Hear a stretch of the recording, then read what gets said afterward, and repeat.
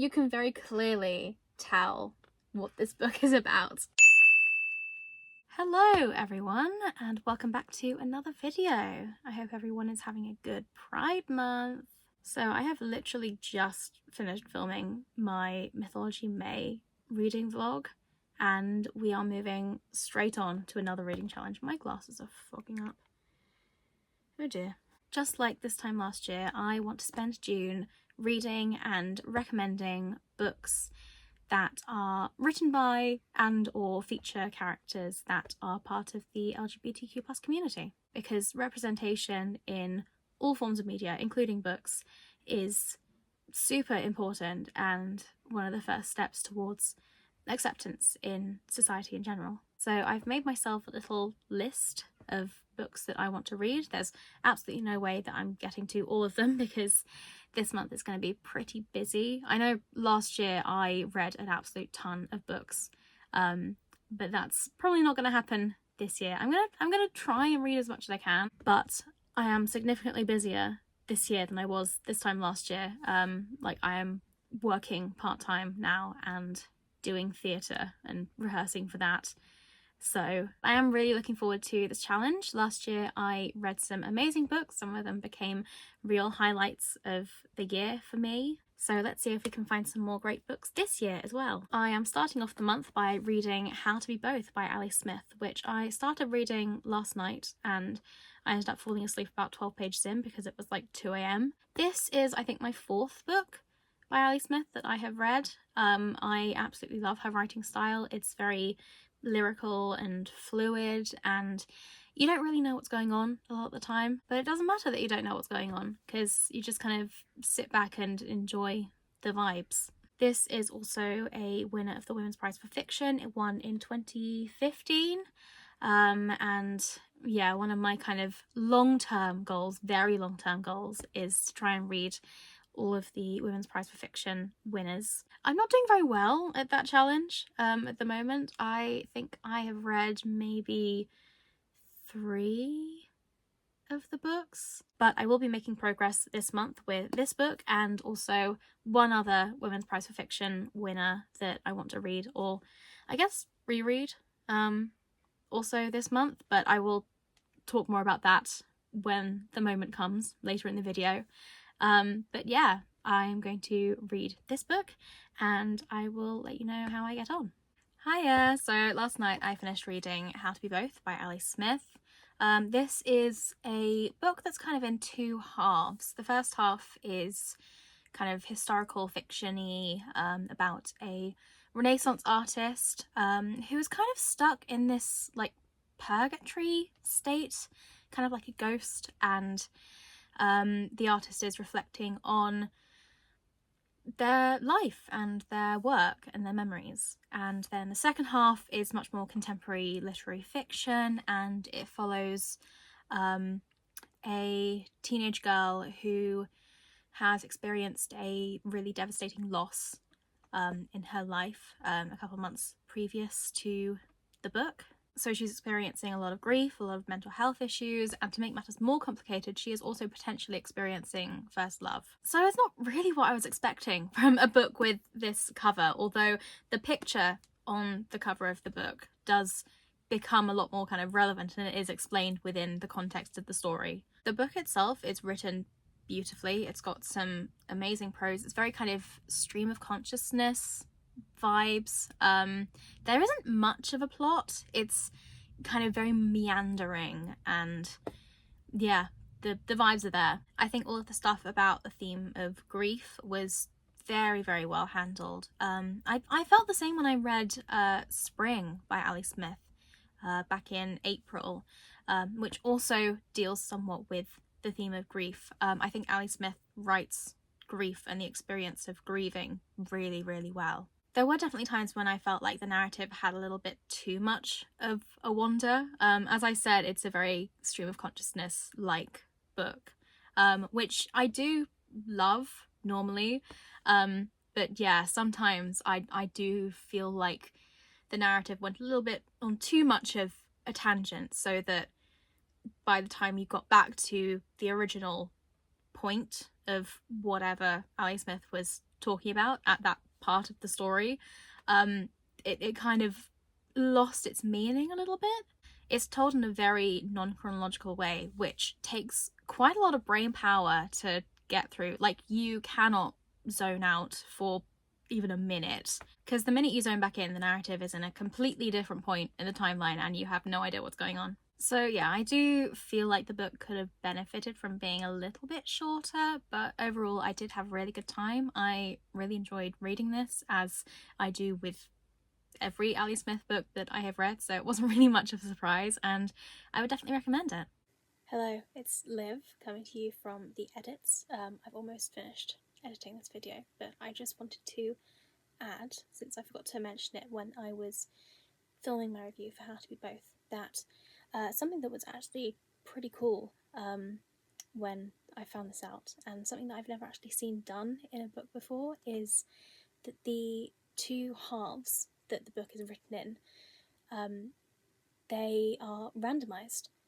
So some of the books were published with the historical fiction section first, and some of them were published with the contemporary fiction section first, and it's like completely random which section of the book you get first, and that will change your experience of reading the book, and depending on what kind of information you get. So for example, I got the historical fiction section of the book first, and then I got the contemporary fiction section, and so my experience of reading the book might be completely different to someone who read the contemporary fiction section first, because they would get, you know, completely different information from the beginning and then have to piece together the story in a very different way to how I did. And I've kept wondering, ever since I found out this information about the book, whether my experience of reading the book would have been different if I'd have gotten the sections the other way around. Because in my experience, at least, the historical fiction section felt a lot more kind of meandering and stream of consciousness like, especially the beginning, where you have absolutely no idea what is going on, and neither does the narrator, to be honest. I think that's part of the issue. So there was a lot of brain power required for the first half of the book, where you were kind of piecing together the story and working out what was going on, and then in the second half, the half set in the present, it felt a little bit more structured, a little bit more sturdy. The narrative as a whole felt quite a bit more certain of itself, a bit more assured. So I don't know, maybe if I had understood what was going on before I'd started the historical fiction section, I might have enjoyed it a bit more, but then on the other hand, I might have already found it quite boring because there would have been less working out to do. I don't know, those are just my thoughts and my feelings. But as I said, it's a very interesting thing to do for a book, to have different readers have a completely different experience of reading this one single book. It's like putting out two books in one. It's very cool. Anyway, I will hand you back to Live of the Past to continue with this video. So that was How to Be Both by Ali Smith, and that is the first book of this reading challenge done. Next up, I'm going to read Where Sleeping Girls Lie by Farida Abike Amide. This is a fairly new release, actually. I think it released back in February of this year. And yeah, I've been really excited to read it because I read Ace of Spades earlier this year, absolutely loved it. It was this kind of YA thriller with dark academia vibes, and so if this is anything similar to Ace of Spades, then I think I'm going to really enjoy it. I read about 50 pages of it last night, so I'm not that far into it, but it's sounding good so far. It's a pretty chunky book. It's like well over 500 pages, which I normally would be quite intimidated about because I don't tend to read longer books, but because this is YA, I think I am going to get through it fairly easily. And also I remember Ace of Spades also being quite a hefty book, and just in terms of like the pacing of the book, it was really fast paced, so I found getting through it really easy. So I'm probably going to have a very similar experience with this book, at least I hope so. So yeah, I'm looking forward to carrying on with it, and I will check back in once I've finished. Hello, slight change of location. I am currently staying at my friend Evie's flat because we're gonna go and see Taylor Swift in Liverpool tomorrow. So I'm being quiet because it's late and people are asleep, so we'll have to see how sound works out. But yeah, I want to talk to you about books. I got the train up to Leeds, which is where I am right now, and it took about 3 hours, so I managed to get quite a bit of reading done, and I ended up finishing Where Sleeping Girls Lie by Frida BKE Mide. Finally, it feels like it's taken ages since I started this book, because it's a hefty one, and yeah, I finally finished it. Similarly to the author's first book, Ace of Spades, which I read early this year and absolutely loved, this is also a young adult dark academia thriller set in an elite private school. In this book we follow Sade, our main character, who is the new girl at this school. She lost her father recently, she lost her mother a few years ago, she hasn't got any living immediate family left, and she kind of enters this very kind of prestigious private academy called the Alfred Nobel Academy. It's a boarding school, and on the very first night that she's there, her roommate goes missing. She's nowhere to be seen, and so Sade starts to investigate her disappearance, and in doing so she starts to uncover all of the kind of shady goings on that might be happening with all of the students around her. There are lots of secrets, and some of them are pretty massive and pretty dangerous, and Sade may even be hiding a few secrets of her own as well that get kind of tied up into this whole mystery.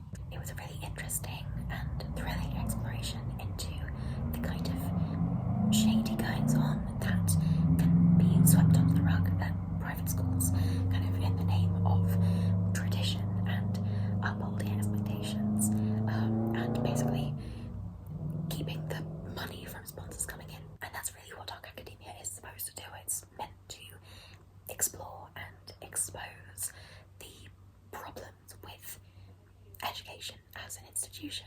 And one of these problems is that old private schools can be very sexist.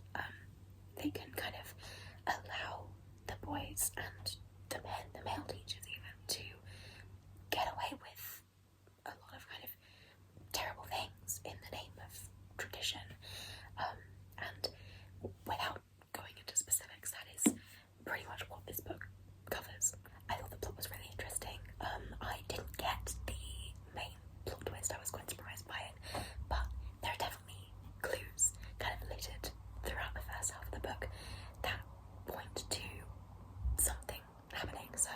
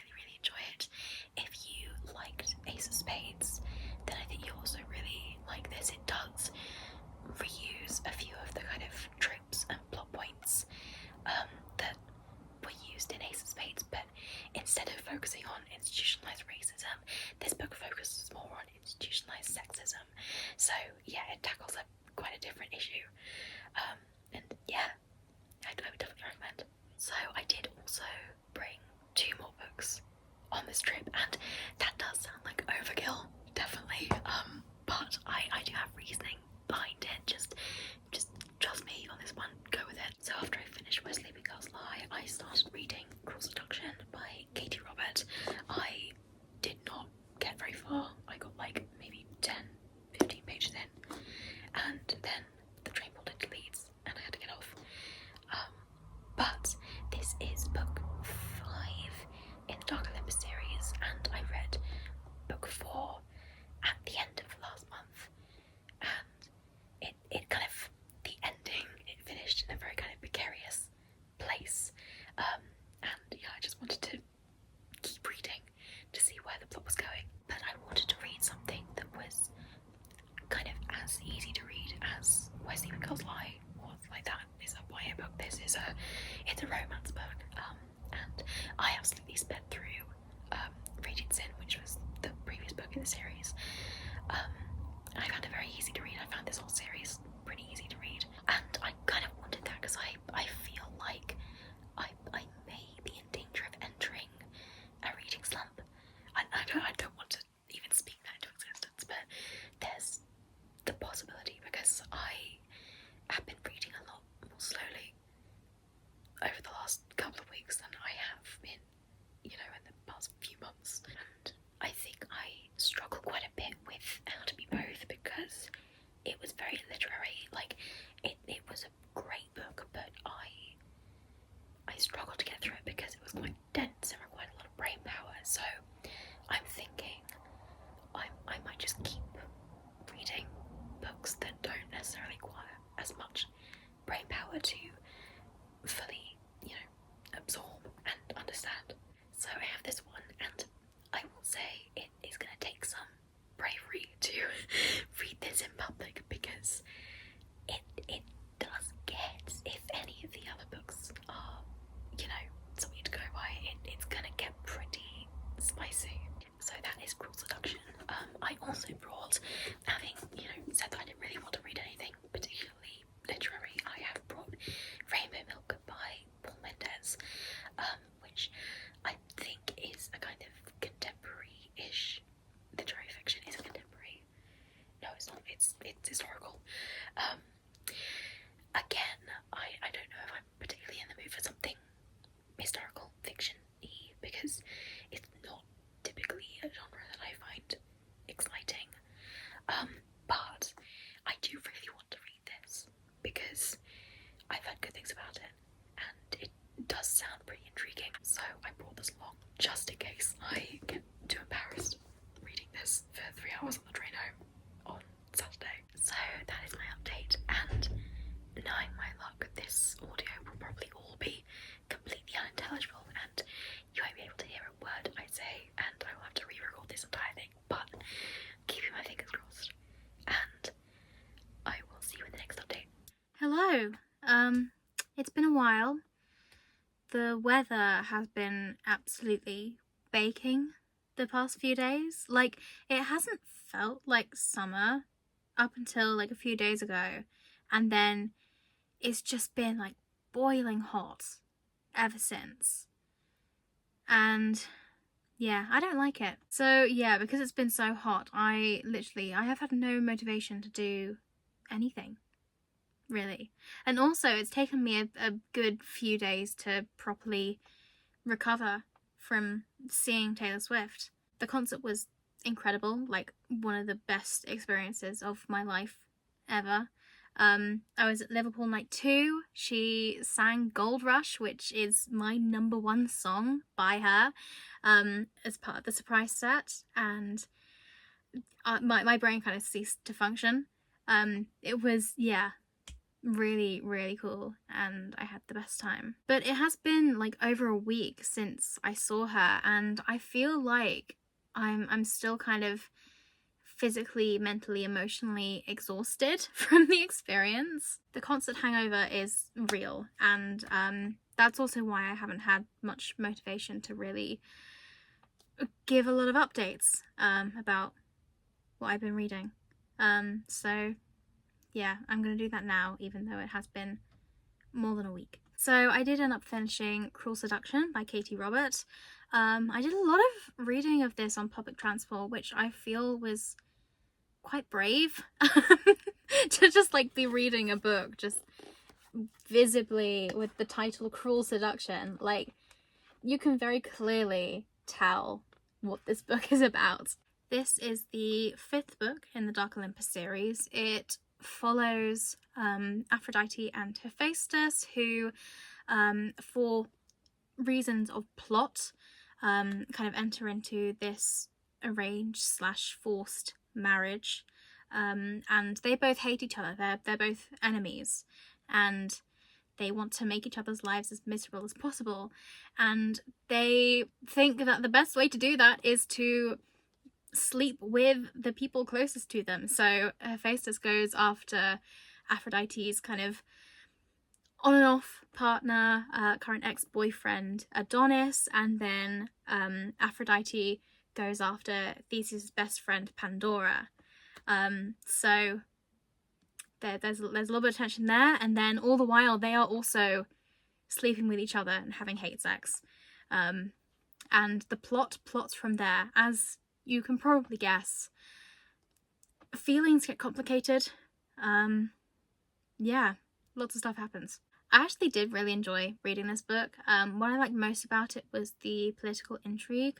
As I've said about pretty much every book that I've read so far in this series, I really enjoy the world building and the politics of the world, and the fact that 2 of the 4 main characters in this book are members of the 13, which is the like high council kind of governing body of the city. You get a much closer look at the kind of tensions and rivalries and alliances between the different members of the 13, and that was really interesting.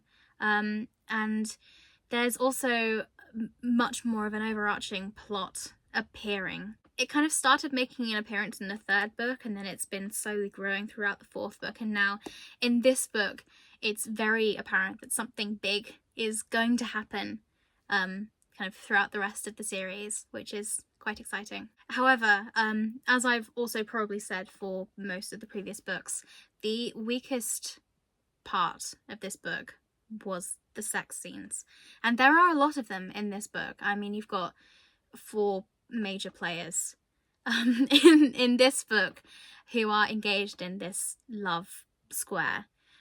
So yes, that does mean a lot of sex scenes, and some of them seemed to defy the laws of physics. Yeah, there was just a lot of that going on, and it was all pretty cringy. So be warned going into, I mean, this whole series, really, all the sex scenes are pretty cringy. But if you're willing to look past that, then I would say that the romance outside of the sex scenes, like the actual feelings and the relationships between each of the main characters, that was very well written, I felt. I liked the development of each of the different relationships between each of the characters. For example, like how Aphrodite and Hephaestus go from being enemies, and I would definitely say enemies in this case. It's an enemies to lovers story rather than like a rival to lovers or an annoyances to lovers. This is specifically enemies, because they do very much hate each other and would probably kill each other at the start of the story given the opportunity. They do kind of progress from enemies to kind of caring for each other throughout the course of the book, and it was quite fun to follow along on that story. I also thought that the characters as individuals were very well written, particularly Hephaestus. Without like going into spoilers for the plot, because this is book 5 of the series and a lot of stuff has happened, we do meet him in previous books, and I did not like him. I did not see myself liking him at all in this book, and you know, he's still a pretty morally grey character. I think most of the characters in this book are fairly morally grey. Like, they're all put in difficult positions and have to make choices that aren't always the best or the nicest. You know, Hephaestus is still not a great person who has done some pretty terrible things. However, I think going into his backstory in this book, it definitely explains some of his behaviors and the way that he is. And yeah, it was just very interesting. And you may not condone his actions, but that doesn't mean that you don't understand why he has done what he has done. He's definitely made into a more sympathetic character through this book, and to be perfectly honest, I did actually quite like him by the end. So, you know, I was proved wrong.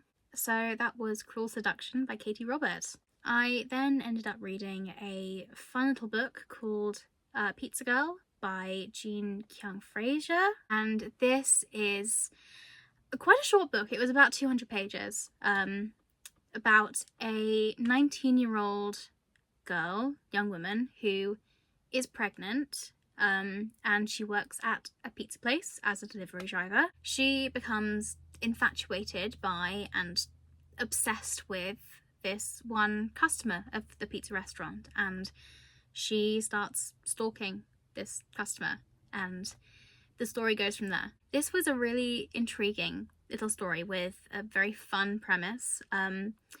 It was pretty short. It had quite a slow start, but it definitely gained momentum throughout, and the ending was pretty exciting and interesting. I noticed a few kind of similarities between the main character of Pizza Girl, who is pretty much solely known as Pizza Girl for most of the book. Some similarities between her and the protagonist of The Bell Jar by Sylvia Plath. They're both young women who don't particularly know what they're going to do with the rest of their lives. You know, they've got their whole lives ahead of them. They're facing a significant change. Like the protagonist of The Bell Jar is stepping out into the real world, and she's got this internship and she has various career prospects, whereas the protagonist of Pizza Girl is pregnant. She's about to start a family. But despite all that, they both hold this kind of apathy towards their lives and their futures, and they don't really know what they want to do with that future. The book also discusses other issues in quite a nuanced and understanding way, things like mental health and parenthood and parental relationships. Like, as the protagonist is preparing to become a new mother and thinking about all the stuff that may entail, she finds herself looking back at the relationships that she has or had with her parents, with her mother, who she still lives with her boyfriend, who is a little bit overbearing. She cares a lot, perhaps maybe too much, and also her father, who died I think a year or so before the story begins, who was an alcoholic and was fairly neglectful towards her, and towards whom the protagonist harbours a lot of bitterness and anger. It was a great read, very well written. There were some fantastic lines of prose in there, and yeah, I thoroughly enjoyed it, and I would definitely recommend it. I feel like it could become one of those books that might be deemed essential reading for people, especially women in their early 20s, just so they know that their feelings are valid and they're not alone in what they might be feeling. So those are the two books that I have read since the last time we spoke. I am currently just over halfway through Rainbow Milk by Paul Mendes. This is a very literary book.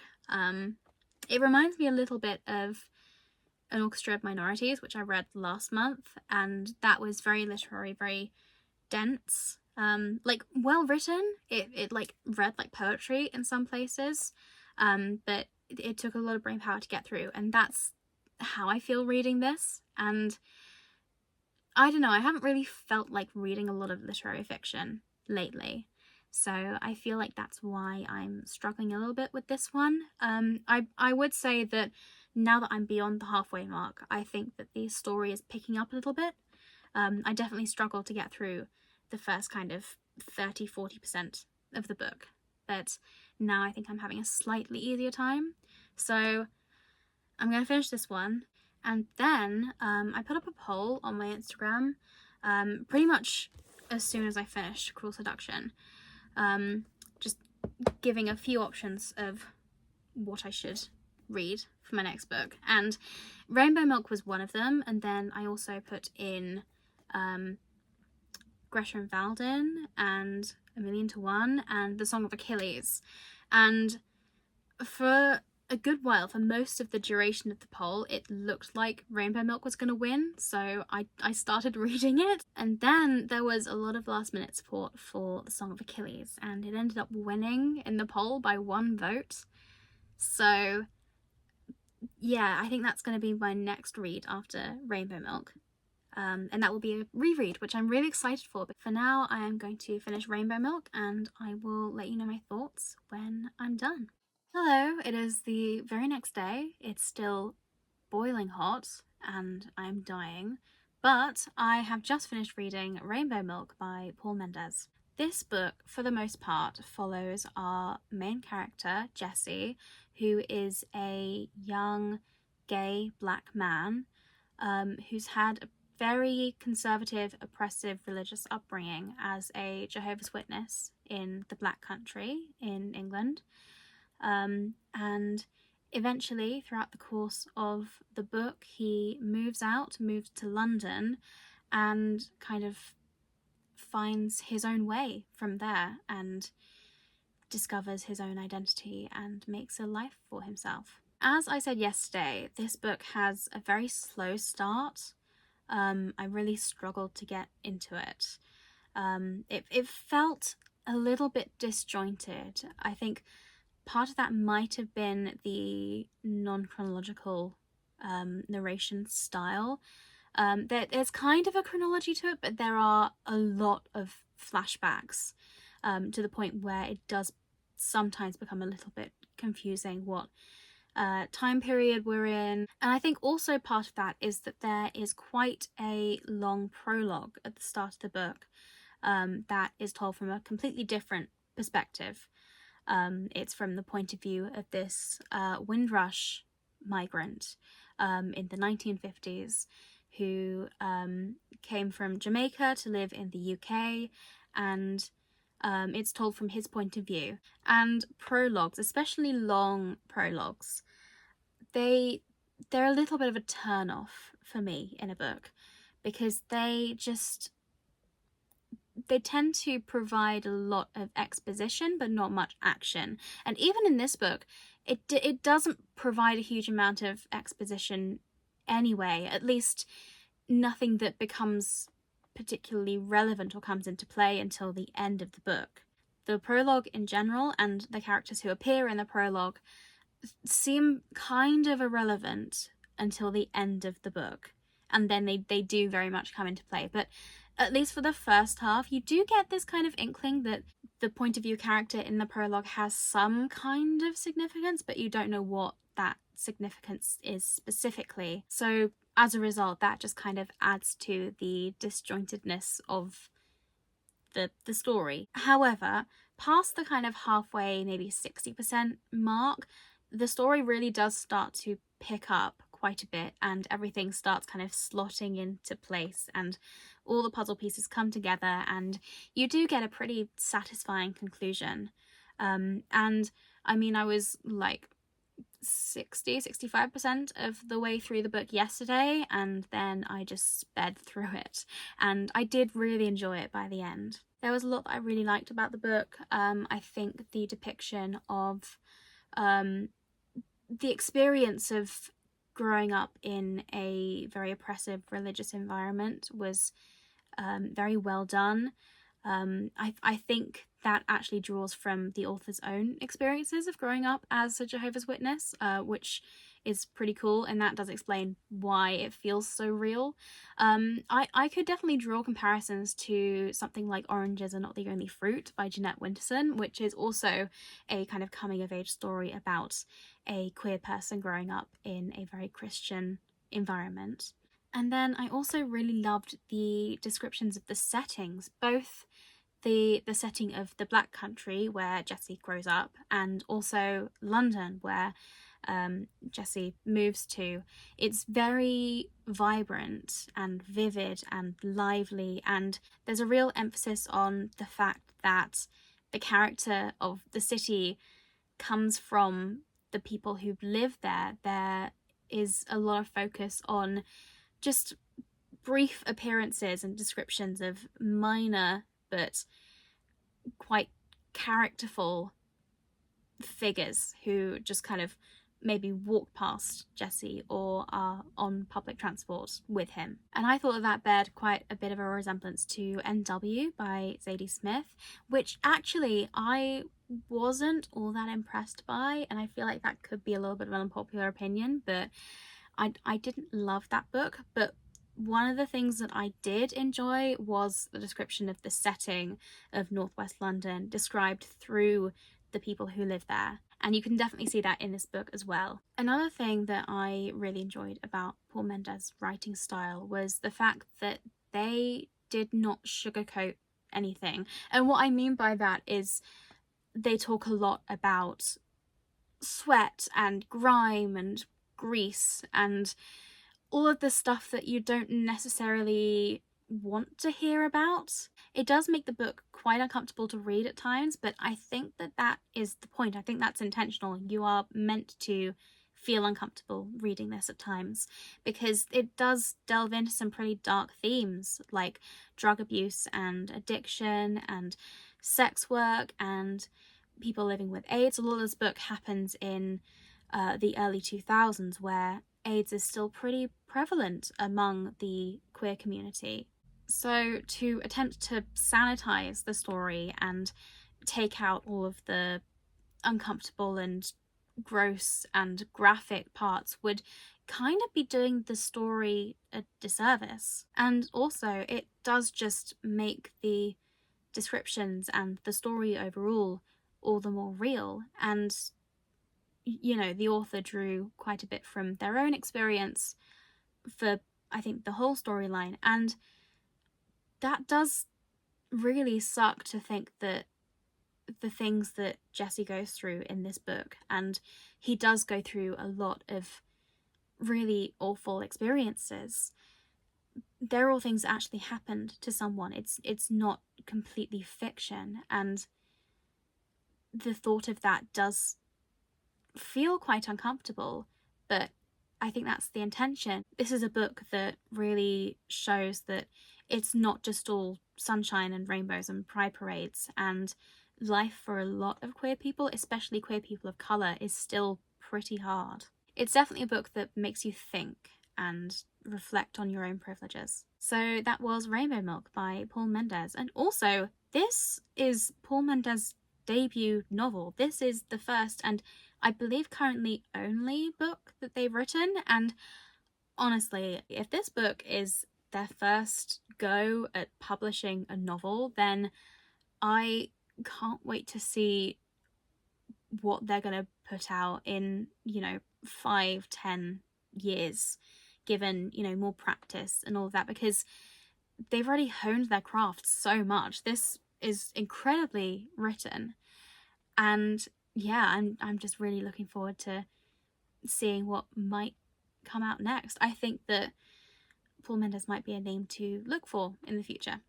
So as I said, my next read is going to be, almost flung that book over my shoulder, The Song of Achilles by Madeline Miller, and this is going to be a reread. I'm very excited about it because this was one of the first retellings that I ever read. I want to say it was maybe a third retelling. I think I read The Children of Jocasta by Natalie Haynes as my first one, and I also read the Penelopiad, and then I read this one. And, I remember this book really fondly, and it's gained so much popularity. It's like a real TikTok classic right now.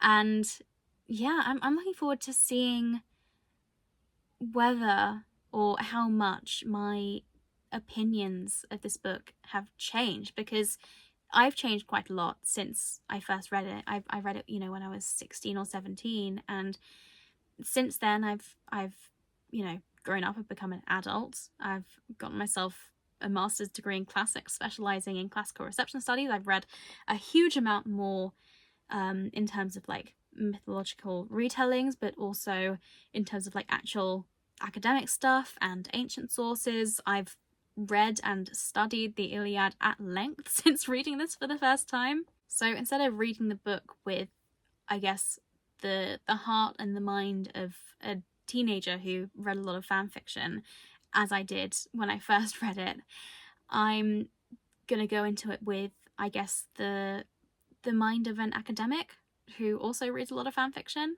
I think it's going to be really interesting, and I just hope that I don't hate it. Hello. It is nearing the end of the month. The heat wave's over.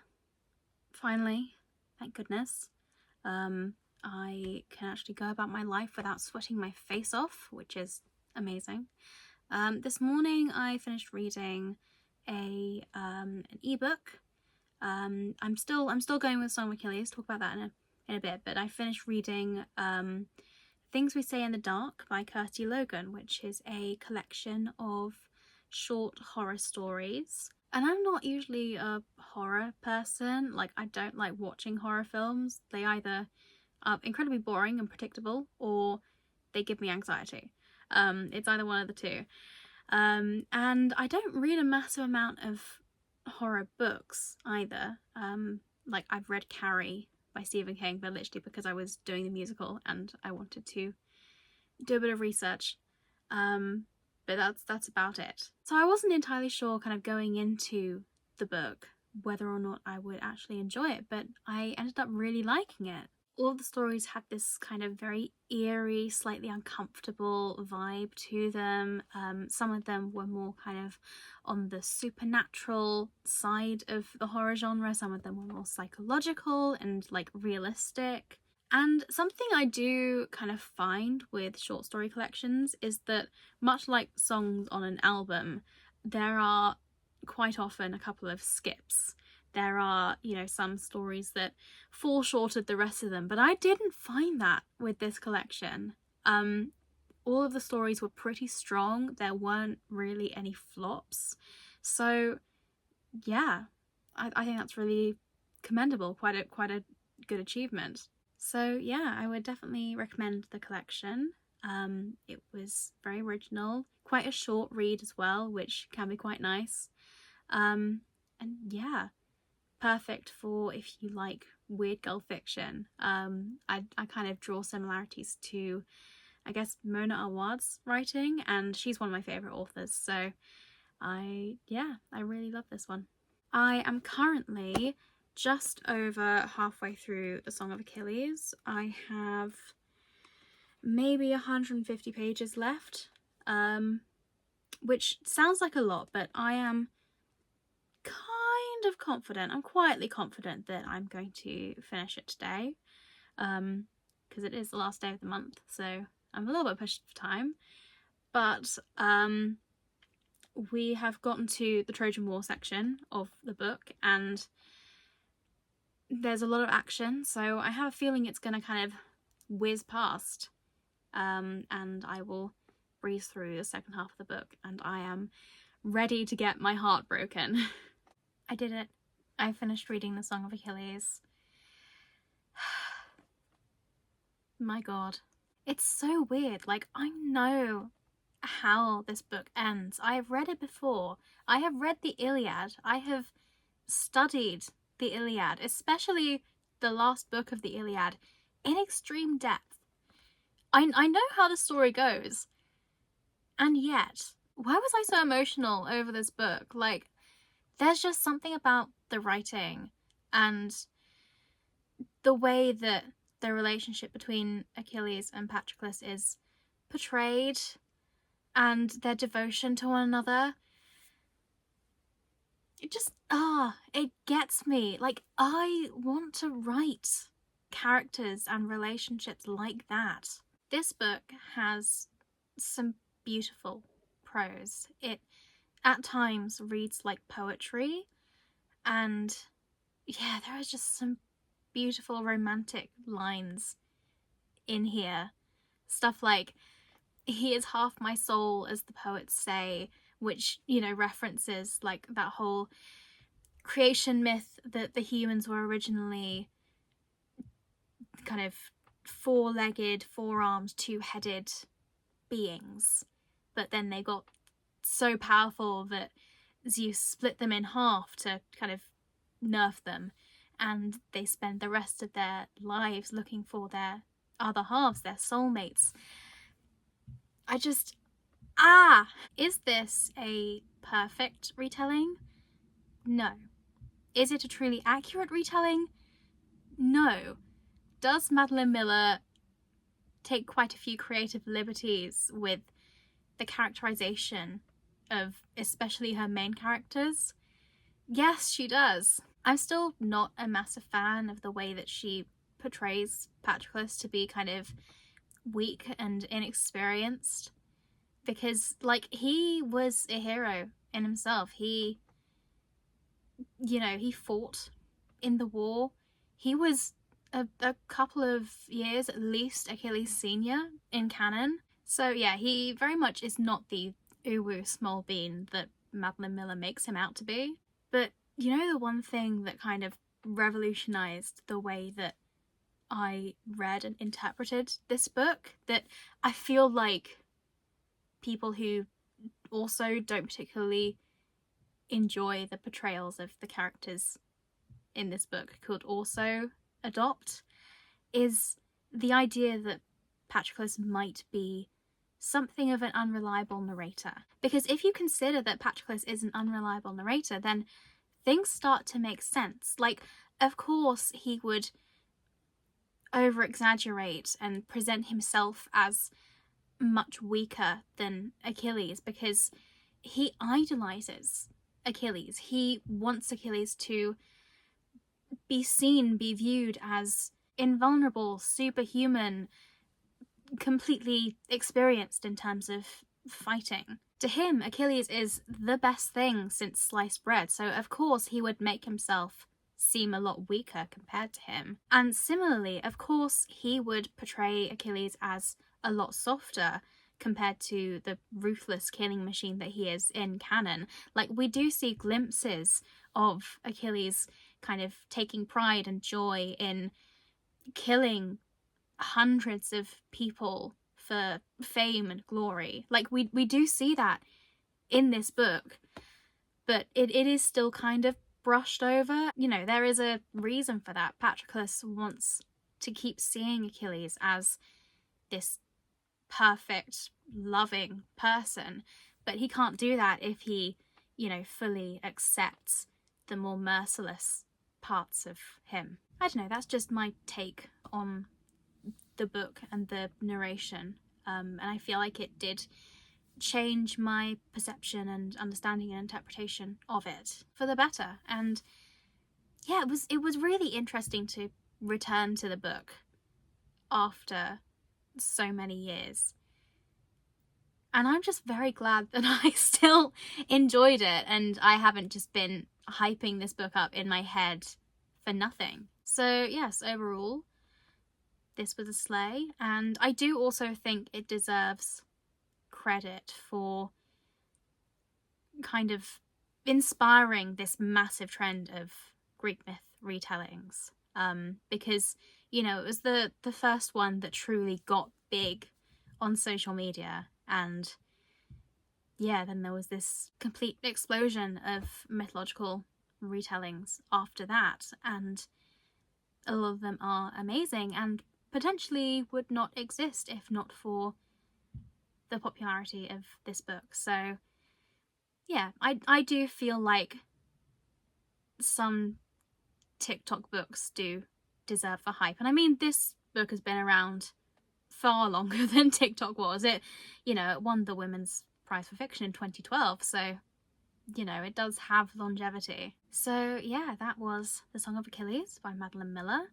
Would thoroughly recommend.